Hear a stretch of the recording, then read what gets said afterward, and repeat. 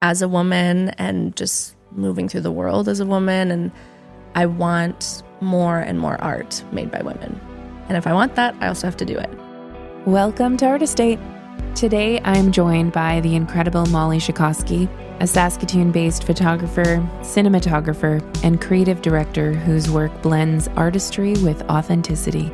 Molly shares her journey of discovering photography, how she built her career through mentorship and collaboration, and the importance of staying open to evolution as an artist. Molly's passion for storytelling and her commitment to elevating others in the creative space is really inspiring. So let's get into it.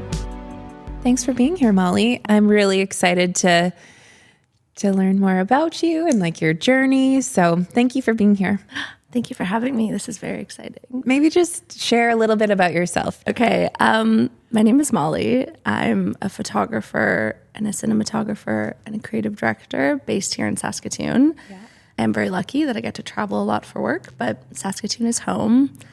I've been a photographer for about 7.5 years. Recently added video to my portfolio in probably the past 2 years, which is really exciting. I love like evolving as a creative and seeing different things that interest me. But yeah, it's sometimes I can't believe it's my job. Like it's really a lot of my dreams kind of come true, being able to work in a creative field, being able to do this. I'm like, how is this just like a part of my job? Like this is so fun and so cool. So yeah, I'm really grateful. My parents are both like quite creative people, so I feel like they really instilled that in me and my sister growing up a lot, that like it's very valid to want a career in a creative field, which I know a lot of people don't have that experience. So I'm kind of been realizing that a lot lately of like, yeah, that's kind of cool that it was never a thought in my mind that I couldn't do this, which like shout out mom and dad. I'm very grateful for that. Were they very encouraging for you to pursue an artistic career path? Or did they, I know some parents put pressure on their kids to like, you know, become a professional of some sort, but did you ever feel any pressure from them to go either way, or was it encouraged? That's a good question. No. I literally never felt pressure of like to choose any job in particular at all. My mom is a nurse. My dad, he is an artist now, but he used to work a lot in homes with people with disability and stuff. So they had, you know, different careers also throughout their whole life before those. But they really were just like, to me and my sister, they always were like, do you? Like, I remember in grade 12 going to talk to the guidance counselor and her being like, okay, you have to choose like what university you're going to go to and what degree you're going to pursue. And I was like, I'm a baby. Like, I'm 18. How am I supposed to like decide what I want to do? So I was like, I don't know. I'm probably going to travel. She was like, no, we have to write something down. And I remember I went and I told my mom and dad that, and they were like, oh my God, just write something down to like appease her. But like, I think they just had trust that we were going to follow something we were passionate about, and whatever that was, they would support us. But yeah, there wasn't any pressure. My mom did sometimes ask if I would ever be a nurse, and I'm like, literally never. It makes me so squeamish. Like, I have terrible memories of her coming home like from work as a kid, and she would start talking about like eyeball surgery, and I would be like, oh, please stop. That's not for me either. And did you know right away that you wanted what you wanted to do, or did it take you some time? I think it photography. Yeah. I think it took me a little bit of time. And I kind of, to be honest, just fell into it. It wasn't like I was like, oh my gosh, by this age, I want to start a photography business or start doing this. I was working like other jobs in my early 20s. And I remember one of the businesses I was managing at ended up closing. And I would have been like 22, 23 at that time. And I was like, you know what? They're going to give us a little bit of a severance package, like $3,000, nothing crazy. But I was like, I think I'm going to take that money and I'm going to buy some like used camera gear and I'm just going to see what happens. Because it had been something I'm toying around the idea of, but I didn't like have any money to buy any of it. And I actually bought used gear off of Chelsea Klett, who is like, we all know and love her. And that was like my first kind of introduction into pursuing this career. At that time, I didn't know I was going to make it a career. And it was interesting. Some of the questions you asked me before this podcast to like reflect on, I was like, that I really, I never planned this. Like I've worked really hard to continue making it happen. But I think I just kind of go through life with this idea of like, whatever's next that's like calling to me, I'm just going to follow it. And sometimes I've done that and I've realized like, oh, that's not something that I'm interested in or I want to keep pursuing. And then there's other things that lead to even more opportunities and pique certain interests. And I've just kind of been doing that for like the last 7 years. That's interesting that you say that because I also feel like I didn't know that photography could be a path for me. I didn't see that for myself. I knew it was something that I really, really enjoyed. But I didn't know, well, first, I didn't really have the confidence that, or like the belief in myself that it, like I could do it. So I did feel like I was in my early 30s when I actually started a photography business, which I feel like is late to the game, but it's not. So it's interesting because I feel like I actually do believe now that if you're meant to do something, which you can believe this or not, but if you are meant to do something, it will find you. Yeah, I think so too. And I believe that it did find me. For a long time, I did kind of feel a little bit lost. And it's like, wow, am I really not good at anything? Like, so when I decided to, jump with both feet in for photography, I haven't looked back. I felt more myself than maybe I ever have, which was really nice. And so, yeah, that's just a long aside from what you were just saying. No, I love that though. I think that's it, right? It's kind of just being like, well, this feels good and it makes sense in my life right now. It was interesting. I was talking to a friend. What you said made me think of this. She was like, oh my gosh, it's going to be so cool, when you're like 50 in like 20 years to like see your photographic work at that time. And I was like, totally. I said, but I might not be working as a photographer in 20 years. And she was just so like, what do you mean? And I was like, I mean, I will always be a photographer. I think anything we do and any skill we learn, whether we monetize it or not, it becomes like part of who we are. Yeah. We never lose that. But I'm like, oh, I don't look into the future in 20 years and think I'm going to be doing the exact same thing. So it was a really interesting conversation between her and I of these different perspectives of how, careers can kind of be defined or how they evolve and grow. And I hope mine just keeps like changing and growing. I, of course, still want to be taking photos when I'm 50, but I also hope I'm doing other things that I haven't even like touched yet. Well, and that's just the thing. Like you're, the person that you were 5 years ago or 7 years ago is not who you are today. And the person that you are in 20 years is not who you are now. And so it's like the transformation of that person and the evolution of that person.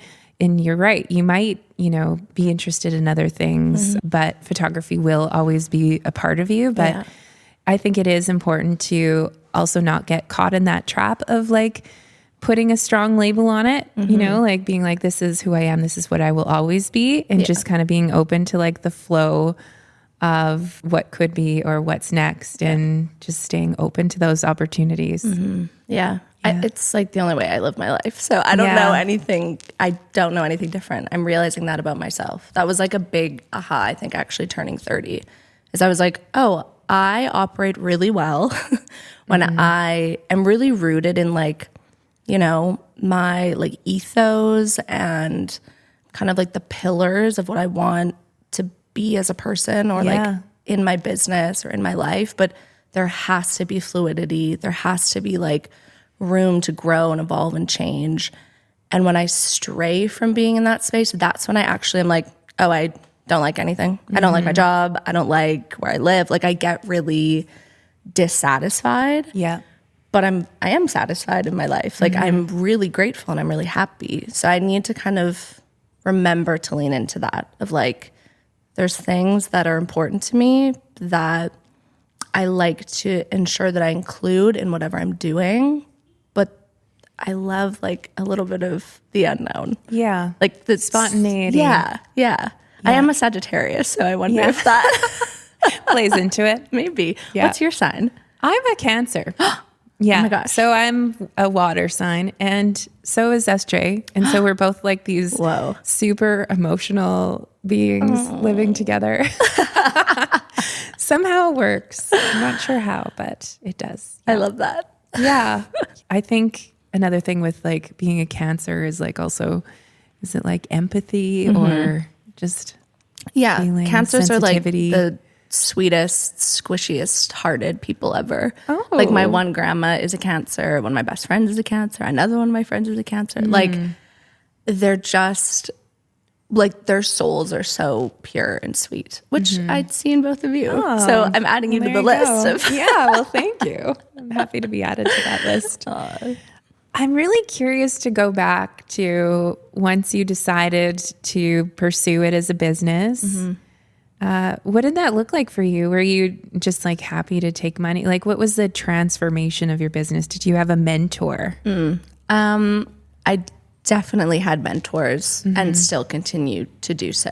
I say that like I'm self-taught in the sense of I didn't go to an art school or anything, but I am not self-taught as in I did this all alone and had no help. You know, there's so many women in specifically like the Saskatoon arts community that really supported me and built me up and mentored me.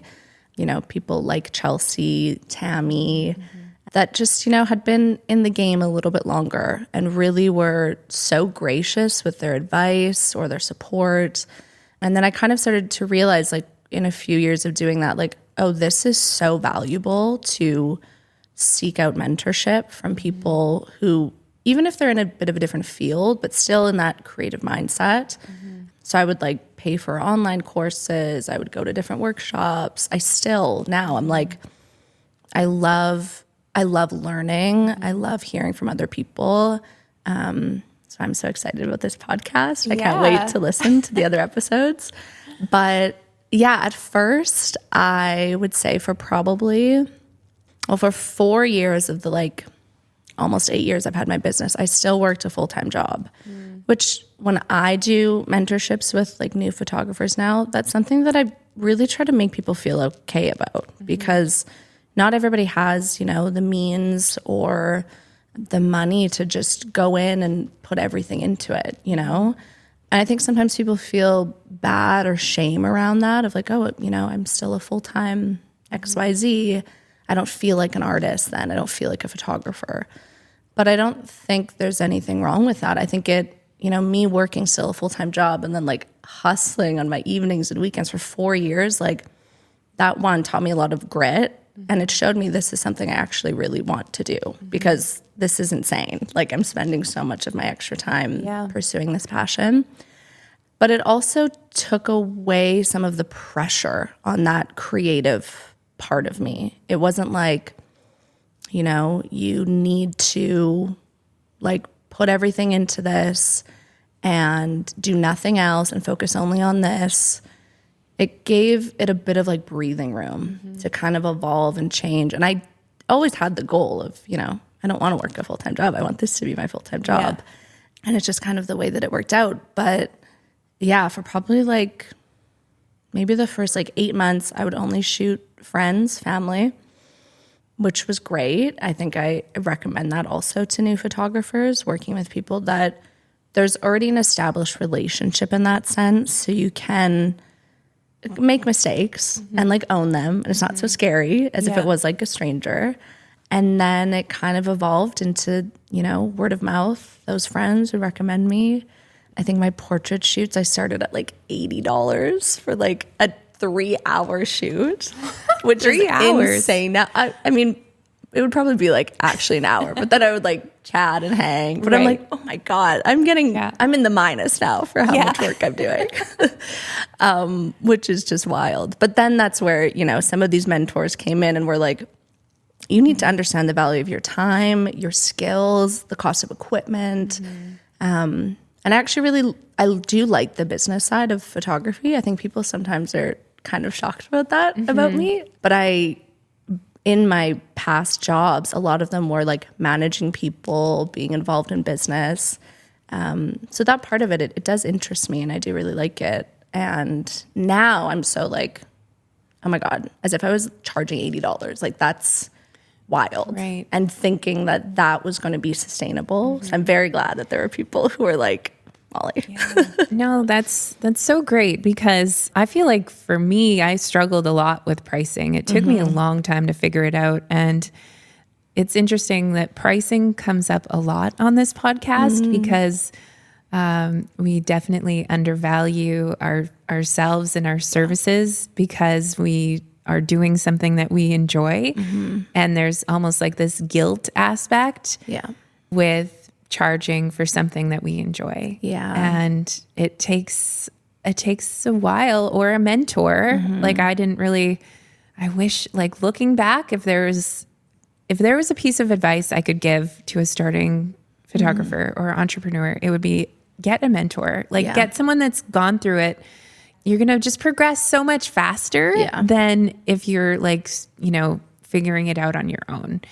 And it might cost you a lot in the start, but you're paying either way. You're paying in time or you're paying in money. Totally. So you might as well just pay in money, and then you'll just get there so much faster. I agree. So like I could have not like bought a random lens that someone told me to and put that money towards a mentor. Like I agree. There's so many things that I do now and practice so much that I'm like, if I would have done that like 7 years ago, it would have actually saved me money. Yes, absolutely. And now like there's so many different options and accessibility. There's like, you know, even you doing your classes online. I've done so many online from different teachers around the world. And it's been, like you said, it just fast tracks you so much quicker to where you're trying to go.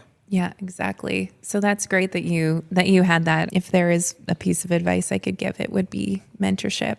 And what would your piece of advice be if you were chatting with somebody that was just starting out? What would you tell them about starting a photography business? A lot of it would be kind of what we just talked about, you know, shooting your family and friends maybe to start, having a mentor, all those kind of things. But on a bigger scale, and I do tell new photographers this, is really start to find art and your creativity in things other than just photography. I think, well, for me, I can't speak for other people, but when I feel maybe a little bit uninspired or I'm not quite in like my creative flow, I actually just like kind of put photography to the side for a second. And I seek out art and creativity in other aspects. So I'll take myself to the museum for a day, or, you know, I'll go and like do a cooking class, or I'll watch some films that I'm really inspired by. I think so much creativity is constantly existing around us, even in conversations. And to develop your skills and what you're interested in, I do think you need to cast like a wider net and like see the world in a bigger picture. Yeah, I think so too. Does that make sense? Yes, it does, for sure. And you know, the inspiration behind Artist Date actually came from that book on, I'm sure you've read it. And I don't know why it's escaping me right now, but it's on journaling. The Artist Way? No. The Artist Way. Is that it? She always talks about going on an artist date and like going to a museum or going on a walk and just like filling your cup in different ways. And I think you're absolutely right. Like taking that time for yourself to experience like nature or art in a different way is just so important to keep you, just to like inspire you. Which leads me to, I'm really curious about like your creative process. If a client were to reach out to you, you work with a lot of like artists, like musical artists as well. What is your process when you work with them or when they reach out to you? Right. I would say probably 80% of people I work with are either friends or friends of friends. I get a lot of kind of word of mouth or just people that I've connected with in the community. So that's really fun because then I already kind of have an established relationship a little bit. If I didn't, then I would go through a few extra steps to like develop that relationship a little bit more, whether that's, you know, a couple coffee dates or just a little bit more communication just to kind of get on the same page.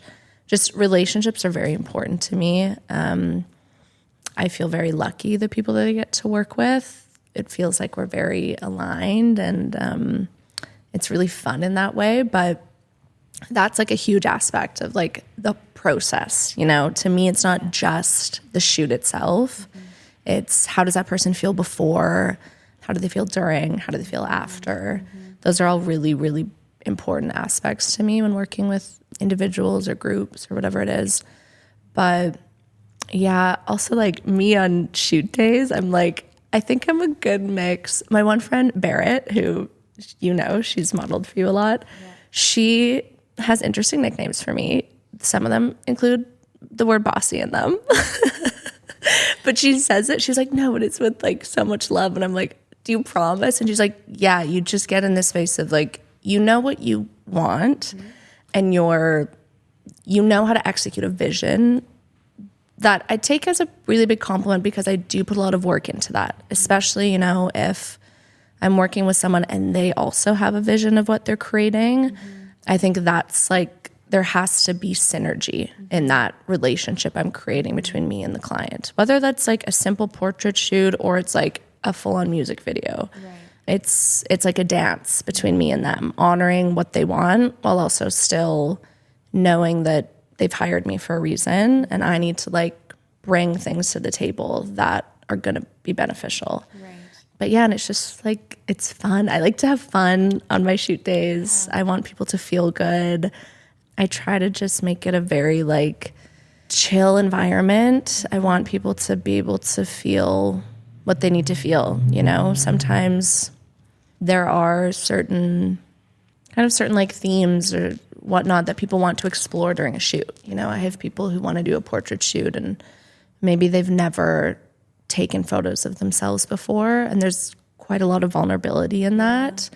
And it's scary. Like I tell people, it's okay to be scared of like getting your photo taken. I'm scared of getting my photo taken. And I know what to do. Like, but it's funny when a camera comes in front of me, I'm like, oh, what do I do with my hands? I know, or I like suck my face back and I have a double chin and it's like, oh my God. I know, I'm really bad at laughing backwards. Yeah. And I'm like, that's not the most flattering thing, Molly. Why are you doing that? I just did it right now. Oh my gosh. So you've done some really cool projects, like the fashion magazine editorial was really, really cool.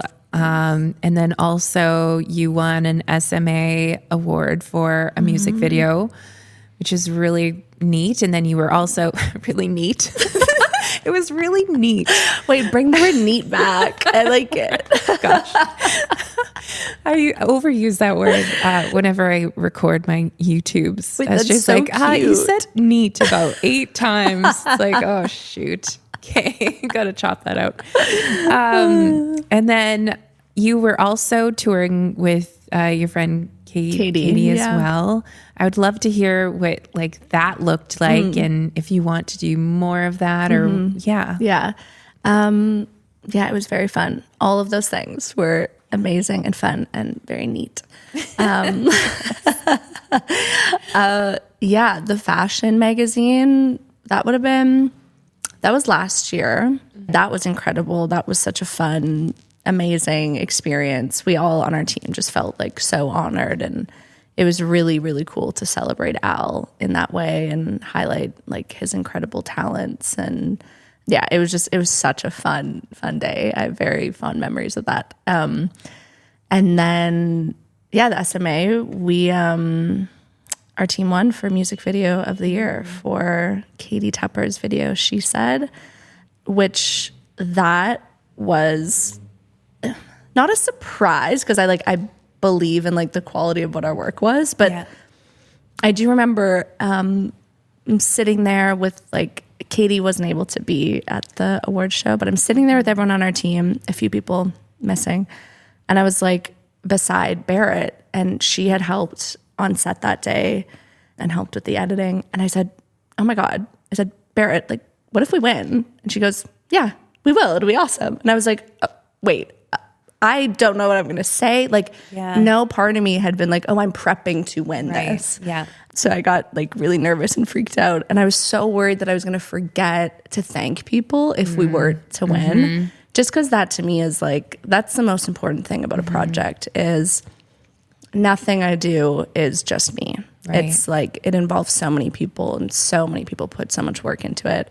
So my other friend, Rowan, she had like a playing card, like from a deck of cards in her purse.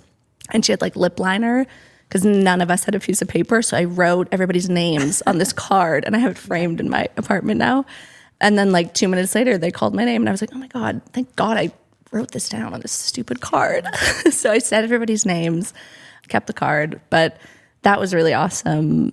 Again, such like a beautiful collaboration of so many artists and Katie being one of my best friends, that was really special to work on that project together. And then, we just recently, she was on tour. We did some of the East Coast in Canada and the States. And I went along with her and her keys player, Felix, and the three of us were stuffed into her Honda Civic. Tour it's life never quite as glamorous so as we unglamorous. think it is. Yeah. So you guys would know. It's the definition of unglamorous, but it's so fun. And I was taking photos for her and just supporting her on tour and running her merch booth. And that's great. it was amazing. It's like these things that 2 years ago, 5 years ago, a year ago, I would have no idea that I would be doing that I could sit here and be like, wow, I got to like go on tour with my best friend, make another great friend, be in all these cool cities, doing this thing that I love, which is taking photos. And like, that's my life. It's very cool. And you struck me as the type of person too that is also very like, grateful for that and aware of those moments and how rare those opportunities are. Yeah. And I think it's good to like have that like, oh my God, this is my life and just kind of live in that moment and relish it. And even having those feelings just means like there's going to be more of that for you. So that's really exciting. And I'd like to just circle back to when you did your fashion magazine shoot or your video shoot. What's the process, or do you like storyboard? Do you stick quite closely to a plan, or do you leave room for spontaneity? What does that look like? I think with something like fashion magazines specifically, that because they were doing a feature on Al. So for those who don't know, Al won, I forget the exact title, but it was like most stylish thrifter of the year or something.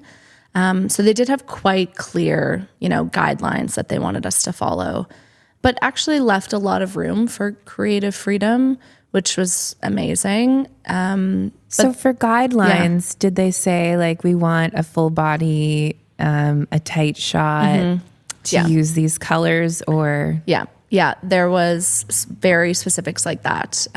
We had to get like the space we used approved. We had to chat about what kind of lighting they were wanting, whether that was like using studio lights or using natural light. We had to talk about what kind of photos they were essentially looking for that spread.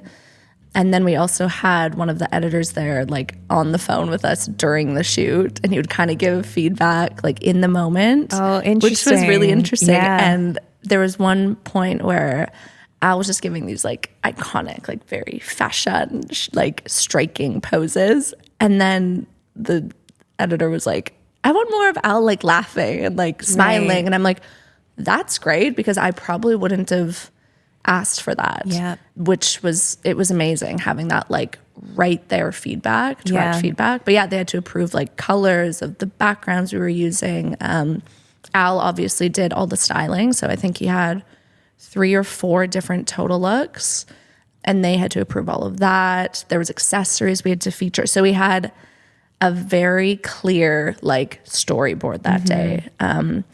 Honestly, I would say any shoots outside of, you know, like couples and portraits and whatnot, I have everything written down. So I will create like a full storyboard, mood board, get that approved, create a timeline.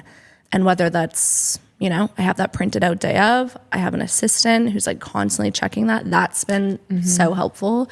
The last few years, I've started to hire assistants for shoots, and I will never look back. That's advice I would also give to photographers. Right. As soon as it starts to feel like it's a little more than you can control or like handle in a day, extra help and extra hands is like a game changer. I heard this one quote, and I don't know where I heard it. So that's not helpful. Story of my life. But it was, the only thing holding you back from an assistant is you. And I thought that was really insightful. I was like, that is true. It's yeah, so like true. I could easily get an assistant for this shoot. Totally. And why aren't I? Totally. Like, and it's there's up like, to me. And I've even started, you know, sometimes, for example, I had a shoot at the Ramey Art Gallery like a couple months ago. Yeah. And I've worked with them a lot before, and they're so great. Like, I know the ins and outs of working there. And so I was like, oh, I might not need an assistant. Like, this is pretty easy. And then I was like, I asked a few of my friends who are photographers if they would be able to come, and they weren't available. And then I thought, why don't I also just like hire a friend, someone that I trust, someone that's organized. They might just maybe need to take a few behind the scenes photos, but like they don't need to take photos with a camera. And I hired my friend Sam, and she was so wonderful and so helpful. And just even being able to be a point of contact for the models coming in that day, like little things that I think we as photographers take on because we think we need to control every single aspect. Me anyways, I sometimes get really caught up in that. But I'm like, if I pass some things off to her, I can actually focus on the things like I'm good at and that they've hired me for. They haven't hired me to like manage models getting dressed. Right. They've hired me to take photos. Exactly. So that's been amazing. And that's advice I also wish I would have taken in sooner. Right. And actually this came up in the previous podcast as well with Matt Ramage on collaboration and the importance of collaboration and having a team. And the product is always going to be stronger. Like the more, you know, it's like that saying, many hands make light work, I think. Yeah. And it's like, yeah, that's true. Because how good is an end product if I have to do everything? Yeah. You know, it's especially for a commercial job, you know, just having the extra hands on deck is well worth it in the end. And everyone has a better time. Like, you know, people want to learn from you and it's exciting work. It's interesting work. And so looking at it less of a burden for them too, like they're going to have a good time. Totally. So it's just beneficial for all. Yeah. That's been a huge like thing in probably the last few years that has really like light bulb moment. Huge. And like you said, people want to help, you know. Some of my favorite moments on like set days or shoot days is when I kind of get to take a step back and look at everyone kind of doing their thing, and people are like, they're working in their skill set and they're kind of in their magic lanes. And like, I'm not trying to have my hands in every cookie jar. And it's really exciting to see people shine in their unique ways. Right. And it's also like, I don't necessarily have a like full-time team of people, but I have people that I call on and hire when I need them. And that's something too that maybe I wish someone would have told me that too. It's like, you can work with people without having to hire 10 people all the time and pay them a payroll. Like I can hire freelance creatives to help me with things. And oh my gosh, it truly makes such a difference. Yeah. Oh, for sure. Yeah. What do you find inspires you most? This is like so, I feel like cliche and cheesy, but like people just really inspire me.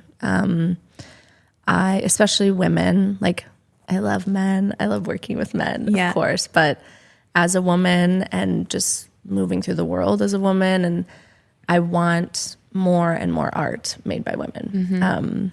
And if I want that, I also have to do it, and I have to champion other women that are doing that. I want to bring in women onto my team, onto projects. I want to collaborate with them. That is kind of a consistent, what I come back to when I think of what inspires me, and what keeps me going and what keeps me excited. It's interesting because I look back at so many of the jobs or projects that I've done in my life, and it does always kind of revolve around like women or community, or telling our stories just in these different capacities, which is cool to reflect back on that. Do you have any projects in mind that you would like to do that kind of have that theme around them, like women and community? Nothing right at the moment, mostly because my brain is a little fried in a good way from just doing a huge project, which was our art show. Maybe just talk a little bit about that. Yeah. That would be great. Yeah, Nicole was there. It was so nice to see her. I just recently worked with an organization in Saskatoon called the 525. So their ethos essentially is kind of bringing art and community together. They have a really cool origin story. It was basically this guy, like a group of friends, and he had a really tiny apartment. I want to say it was like 250 square feet or something. And it was number 525. Like a closet. Literally. Oh. And there's other people on the team who could probably tell this story better than I could. But he essentially wanted to just make his apartment like a little art studio and feature work for people to come and look at. And his apartment number was 525. So that's how it started. Oh, neat. I didn't know that. Didn't realize that. And this show recently that I did with them, so Rowan is on the 525 team, and her and I are really good friends. And they hadn't done a photography show yet. I think this was their 13th show total in the last 2 years. And I was like, you know what? There's so many photographers in Saskatoon. There's so many people who love photography and looking at it. I'm a photographer. Like, why not? So I pitched this idea to them that I wanted to do a show that was focused on women, and we didn't have a thorough kind of idea of what exactly that would look like. I just knew, let's do like women and photography. We can mix in video, whatever it is. And they were really into it, which was exciting. And it really, like, again, this kind of being rooted in the idea, but leaving a lot of space for it to like evolve and grow as it will. And over the last few months, we worked really hard at just figuring out kind of what the messaging we wanted to be was. I really wanted it to be like a group show. So we had 10 women artists total who all created different projects and bodies of work. It was titled Unbecoming, which if folks were at our artist panel, we did kind of talk a little bit about that. But Unbecoming, Rowan came up with this idea because we were like, we need something that kind of brings in all of these ideas of women getting to tell their own stories. And the word unbecoming throughout history has just been used kind of to weaponize us against ourselves. Like, that's so unbecoming of you, And as women, we're just taught we have to act a certain way and look a certain way. And anytime we kind of push the fringes of that box that we're in, it's deemed unbecoming or inappropriate, or we're shunned or shamed or whatever. So we were like, let's reclaim that word and kind of flip it on its head. And we had these amazing artists. Like, I'm so in awe of all of them and what they created. And they each just told like a unique story through their art. And it was a really successful event. It was such a labor of love. Oh my gosh. There was like setting up. I think Rowan and I would be there until like 2, 3 a.m. Kahan as well. And then the next day, like up at 6. Wow. So that has definitely been where I've poured a lot of my creative energy into over the last like 2 months specifically. But I'm just in awe of how it came together. And I had so many happy tears the whole event, and it was really, really special. Well, it's pretty amazing, like when you work so hard on a project, and then when it's all kind of created in there in front of you and you're faced with it and you're like, wow, this is happening. Like, this is real. Yeah. I did it. Yeah. You know, like that feels really good. And so you should be very proud. Thanks. Would you do it again? Yeah. I think that's like insane of me to say, but yeah. Would you start tomorrow? I honestly probably would. If Kahan and Roni came up to me and were like, we have another idea, do you want to do it? I'd be like, okay, give me like a few days to like sleep. Yeah. And then let's do it again. What does your downtime look like? Like, are you a Netflix girl? Yeah. Are you? I think it depends, and this is kind of weird, but it really depends on the season. Like, over the last few years, have been in Saskatoon for some portions of the winter, which I'm not crazy about, but I'm learning to like accept it and find joy in it. So yeah, it depends on the seasons. I think like when it's warm out, I love to be outside. I think something you said earlier, like nature can actually be such a source of inspiration and creativity. I love being around people, but I do recharge alone. I think a lot of people think I'm an extrovert, and I'm like, no, I love you guys, but like, you make me tired. Yeah. So I love to just, I like to be alone. I'm comfortable being alone. I enjoy like my own company, which I think is quite nice. I love that. I feel like I'm the same. So I relate to that. Yeah, that's great. But yeah, I will be honest, I haven't had much downtime in the last few months. So I'm craving that. Like I can feel it of this need to kind of just slow down. Yeah. And I know that comes in waves. Like there's times in my life where I do need to just like put all my energy into work or projects or whatever it is. And there's other times where it's like things slow down a bit and I can kind of realign but I do really try to prioritize taking care of like my body. I love like Pilates, and it honestly does make a huge difference in like physical, mental well-being. And I just try to remind myself like I can't do all the things I want to do if I'm not well. Yeah. You know? And where do you see yourself in 5 to 10 years? Like, do you have any specific goals or dreams? It's a hard question because I don't have anything super specific, I don't think. Part of my brain is being like, Molly, that's such a bad answer. But the other part of my brain is like, it kind of goes back to what we were talking about at the very beginning of like just leaving room for like the unknown. I like to plan, but I also like to leave room for whatever happens next. I think it's more these like closer in time goals, you know? Just wrapping up like this art show focused around women. I'm like, oh my gosh, okay, the next thing is like, I want to follow up with these artists that I worked with really closely and see maybe if we can keep working together in other capacities. You know, there's people that I met there that I had such great conversations with that I'm like, let's see where that goes. For me, it's kind of just following like where I'm being tugged, you know? And just listening to that intuition. Yeah. And it doesn't usually lead me astray. I've worked really hard to develop that like mind-body connection. When something feels off, like it just, I'm not excited about it. Right.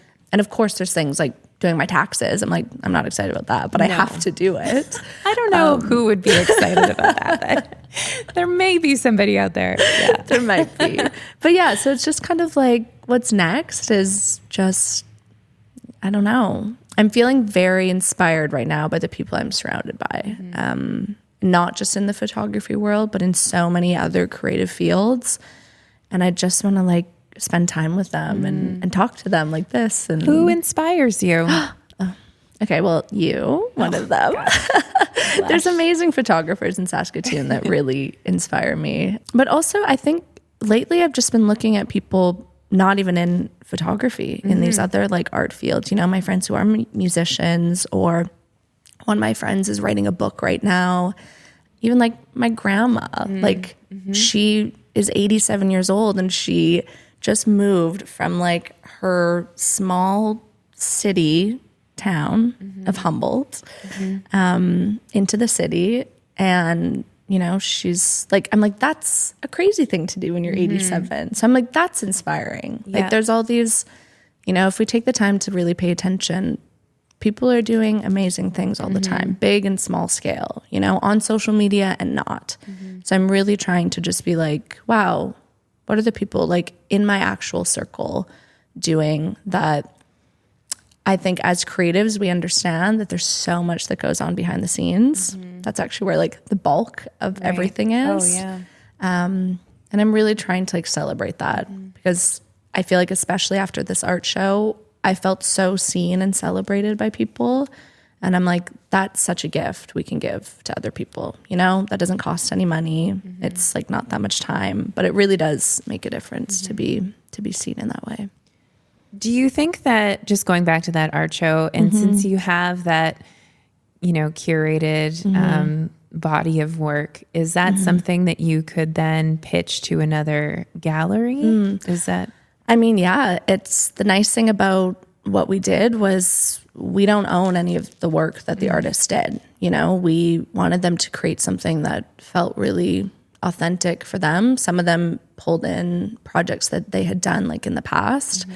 But yeah, I would love to like keep sharing that video, and it was so fun to create. And that was actually something I think I would like to do more of that work, you know? That was one of the first like big video projects that was really just for me, you know? Nobody's paying me to do that. There's nothing attached to it in terms of, you know, it having to look or feel a certain way. It was like my full creative direction, which was really fun and exciting. So that I think is, I need to make sure I create space for those things. I think it's very hard as like full-time working creatives to be like, oh, now I'm going to just start another random project that I might not get paid for. Yeah, exactly. A lot of the time it can be the unpaid work that we kind of feel most inspired by. Yeah, I agree. Yeah. And also I think, I mean, I've seen it happen with my own work is a lot of those things that I sometimes do for free, that it's just an idea and I'm like, oh my gosh, I need to actualize this. Yeah. It pays off in so many ways in the long run. Of course. You know, you have people who end up finding that a year later and say, this specific project you shared is why I'm hiring you. Right. Which is really cool. And I think really, I don't know, it does kind of push me to be like, oh, I should follow those kind of ideas that I have and make it happen and share it, because you never know who's going to see those things and is going to want you because of that thing that you did. Do you ever feel scared to share something that is like a creative project? Like, do you ever find that sometimes you'll feel fear or like hold yourself back creatively? Yes. Yeah. Of course. Even like, again, going back to the art show that was just this past weekend, I had so many conversations with the artists of how scared we were, especially because it's personal projects too, most often. So there is that level of vulnerability, and, you know, through your art, you are like wearing your heart on your sleeve in a way. You're showing a part of yourself that maybe not everyone gets to see. And I remember there was one moment of, we set everything up and the videos are going and the photos are lit up on the wall and nobody's in the space. And I was just looking around at everything and I was like, oh, I'm not really scared anymore. There's something about all of us like being scared together and kind of like holding each other's hands metaphorically through this that makes it a lot less scary. Right. And I think that's why like collaboration and community is so important. Working with other people. And honestly, like I work with people who've been doing this for so long and they're still scared. Yeah. And I'm like, that's reassuring. I feel like, fear is just a collective feeling that we all feel, no matter who we are. Yeah. We always have like this little self-doubt guy sitting on our shoulder that always tries to like bring us down a little bit. That's a really good advice, that community and the collaboration helps kind of fend that little dude off your shoulder a little bit. So where can people find you? Well, in the city. Bopping around. Saskatoon. Saskatoon. Yeah. I would say I'm most active probably on my Instagram. My business name is By Molly. That's my Instagram as well. My website, bymolly.ca. And then, yeah, I do like to do a lot of like in-person, whether that's workshops or art shows or kind of creative gatherings. I think being able to take our wonderful online community into real life experiences together is so important as creatives. Yeah. Thank you so much for tuning into this episode of Artist Date. If you enjoyed it, please take a moment to subscribe and leave a rating. It really helps more creatives like you discover the show. Don't forget to follow along on Instagram at Artist Date Podcast for behind-the-scenes updates, inspiring content, and more. New episodes drop every Tuesday. Can't wait to connect with you again soon.